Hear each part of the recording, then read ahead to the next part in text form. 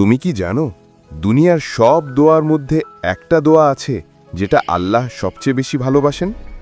ভিডিওটা শেষ পর্যন্ত দেখো, একটা কথা তোমার জীবনটাই বদলে দিতে পারে। রাসূল সাল্লাল্লাহু আলাইহি ওয়াসাল্লাম বলেছেন, আল্লাহর কাছে সবচেয়ে পছন্দের দোয়া হলো ইস্তিগফার, অর্থাৎ ক্ষমা চাওয়া। যখন তুমি বলো আস্তাগফিরুল্লাহ রব্বি মিন কুল্লি যামবিন ওয়া আতুবু ইলাইহ, তখন আল্লাহ নিজ হাতে তোমার পাপগুলো মুছে দেন এক এক করে। তুমি কি জানো এর উপকার কি? রিজিকে বরকত আসে, দুশ্চিন্তা কমে, আর জীবনে এমন দরজা খুলে যায় যা তুমি কল্পনাও করতে পারো না।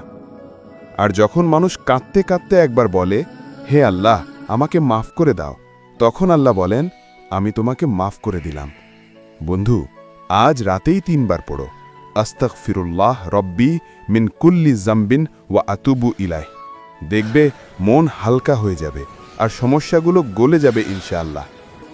যদি ইস্তিগফার পড়ো, একটা লাইক দিও, কমেন্টে লিখো আস্তাগফিরুল্লাহ, এতে অন্যরাও পড়ে সওয়াব পাবে।